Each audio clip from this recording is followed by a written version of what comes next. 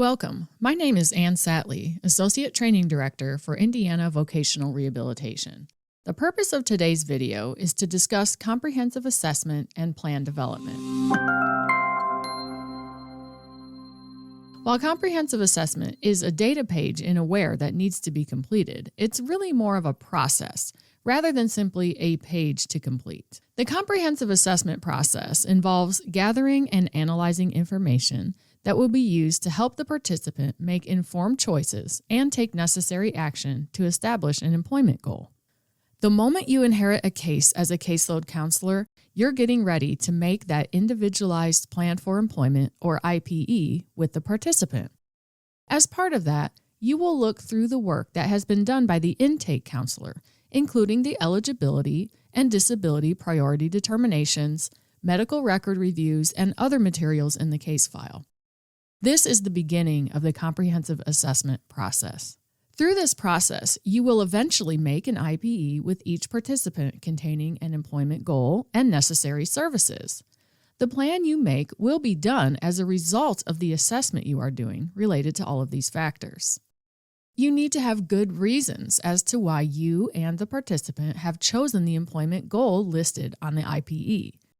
You don't want to make a plan out of left field and then retrofit a comprehensive assessment to match the plan. Do you buy a car and then explain to yourself why you bought that particular car? No, you have the reasoning ready with some research and various factors that have been considered: features, model, price, gas mileage, etc.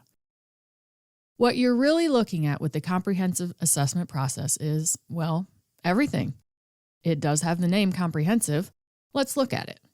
Today, we are going to review the comprehensive assessment for The Scarecrow from The Wizard of Oz. To get to the comprehensive assessment, you start with the participant module. You can use the statewide search like I'm going to do.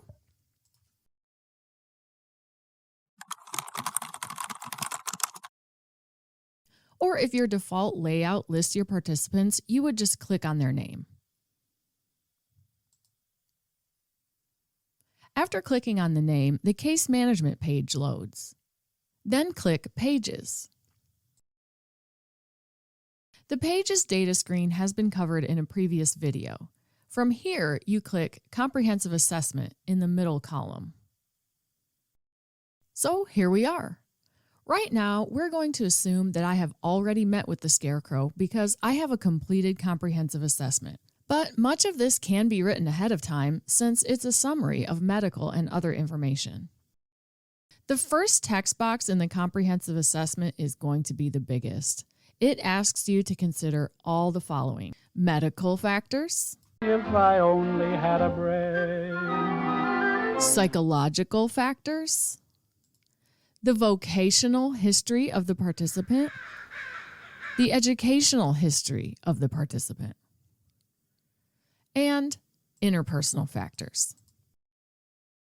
Then it asks you to put all that together to summarize why you have chosen to support the employment goal when considering the overall capabilities and limitations of the participant and how VR might assist with overcoming the limitations in order to achieve the employment goal.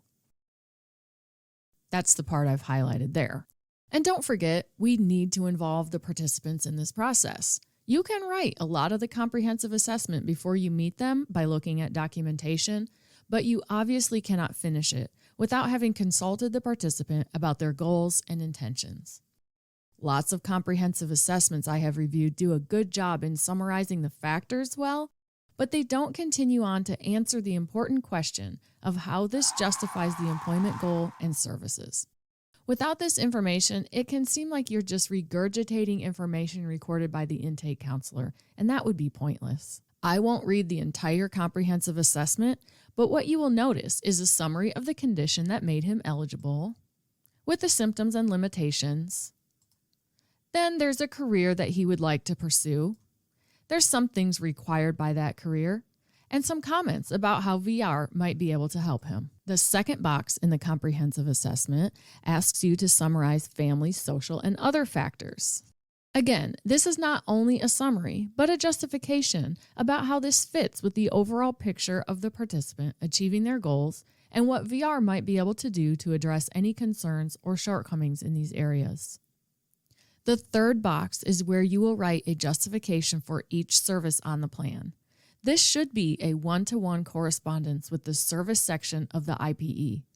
Information about informed choice goes here too.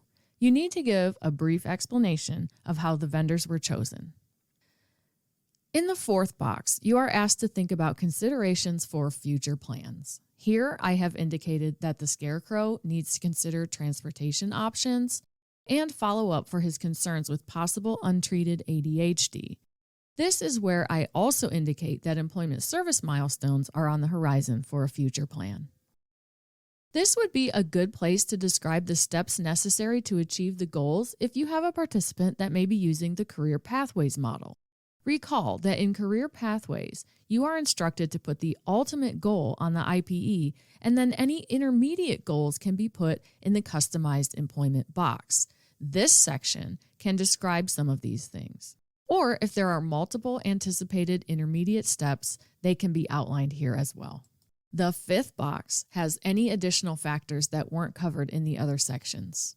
And the sixth box is used only when you change the employment goal on a future plan.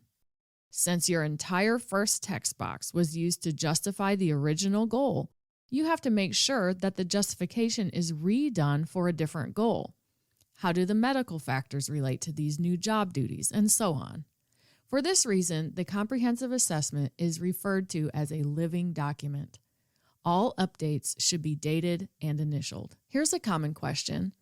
Why do I have to do a comprehensive assessment on a tentative goal or a career pathway that's subject to change? Well, even though you might not have as much information as you'd like, you still have to choose some employment goal, and you should still have good reasons for doing that, even if more information may change your reasoning later. This way, you've done your best at offering guidance and counseling necessary to inform the discovery process so that minimal backtracking will need to be done. This leads to improved customer service overall. I hope this video has helped you understand the comprehensive assessment process and how it relates to plan development. Thank you.